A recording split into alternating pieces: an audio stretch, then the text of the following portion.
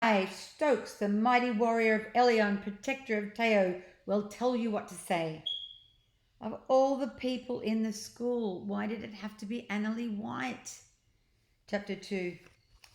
Teo ran after Stokes as he flew through the school. The sound of his squeaking Converse tennis shoes echoed through the deserted halls. Slow down. Do you even know what Annalie looks like? Stokes pulled up mid flight, turned to him, and then settled on the floor. Actually, I have no idea what she looks like. She is a human girl, right? We aren't looking for an animal or something, right? Yeah, she's a human girl. I know her, but. Oh, good. But we can't ask Annalie to come with us. She'll never talk to me.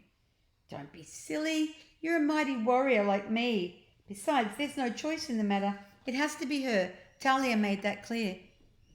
Teo frowned, nerves rattled. The thought of talking to Annalie made his stomach knot, let alone asking her to come with him to another world through a book with his invisible talking bat. You don't understand. The bell rang, cutting him off. Stokes spun around. What was that? Is that your battle alarm? Are we about to fight someone? He threw up his fists. No, that's called a school bell. It tells kids when each class period ends. Period? What does period mean? Never mind. Students rushed through the outside doors and flooded the hallway. Stokes lifted to the air and watched curiously. Wow, they all look like you. Cute. He ignored the ruche, knowing they needed to get away from all these students. We need to make a plan to talk to Annalie. A few questioning eyes glancing curiously at Teo. They think I'm talking to myself. I'm practicing my lines for the play, he said, blurting out the first thing that came to mind. There was no play. Teo ignored their awkward stares, walking casually down the hallway as if he didn't have a white bat waddling after him. He led Stokes into the art room, knowing there were no art classes for that day because of lunch's altered schedule. Shutting the door behind them, he let out a sigh of relief. Okay, so how do we get Annalie into the other world? Stokes jumped on a table and fiddled with a paintbrush. She has to put a drop of her blood into the book of history like you did. So, not only do I have to convince her to come with me to the library, but I need to persuade her to cut her finger. Great, this is going to be a piece of cake. He climbed up on a stool next to Stokes and dropped his head down on the tabletop. Have no fear. Should we go and grab her now? No, Teo lifted his head. She'll be in her next class by now. Oh, said Stokes, disappointed. But now that I think about it, there's this silly dance tonight. Annalie's part of the decorating team. They're staying after school. I guess I can ask my dad if I can stay and help. That will give us a chance to talk to her. You will talk to her. I'm invisible, remember? Teo gulped. Guess that's our plan then. Stokes snapped one finger in the air. A perfect plan. I better get to my next class. You wait in here. Stay out of trouble. Promise? But of course. I'll come and get you in a little bit. Praying that Stokes hadn't caused a disturbance, Teo finished the school day and convinced his dad that he wanted to stay after school to make decorations for the school dance. He sat on the glossy wood floor, cutting out snowflakes and watching Annalie across the room. Stokes flew around the gymnasium, touching everything, amazed at things Teo saw every day, like the basketball hoop and the overhead lights and the bleachers and the students. Teo nibbled at his lip, trying to figure out the best way to approach Annalie. She sat on the bleachers, studying what appeared to be a playlist of songs that would pump through the speakers that evening. She had pulled her blonde hair into a ponytail and had changed into a yellow striped dress. Her eyes were red from the confrontation at lunch, which made him hate Asher Brox even more.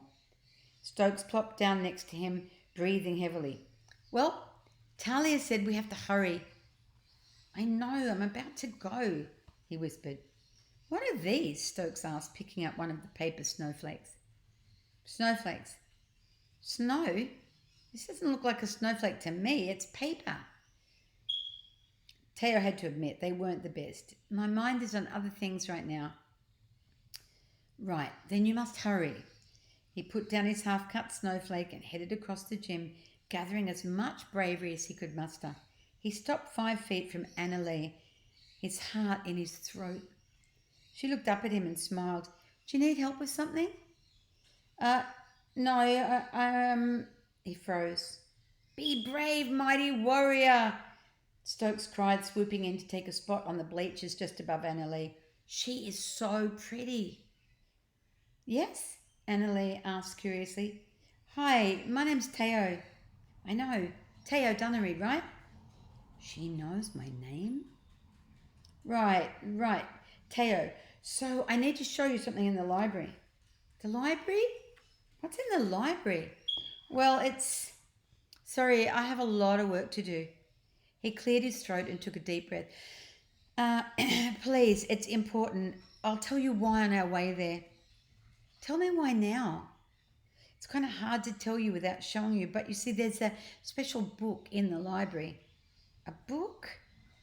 Maybe later. I don't really have time. If you come now, I promise to make 1,000 snowflakes. We don't need 1,000 snowflakes, even if you could make them. Maybe tomorrow. Tell her it will change her life, Stokes said, hopping up and down next to her. And the dance. It will change the dance. And her life, Stokes chimed in. And your life. It will change your life. And it can't wait till tomorrow. We have to go right now. Annalie pursed her lips and stared at him. Fine. 5 minutes. That's all you get. I don't see how a book can change anything. Thank you, Annalie. He exited the gym with Annalie on his heels. You did it, shouted Stokes as he flew circles around them. Maybe you should tell her about me. Teo shook his head, eyeing Stokes. So what is this book? Annalie asked. It's called the Book of History, I think, but it's not a history book.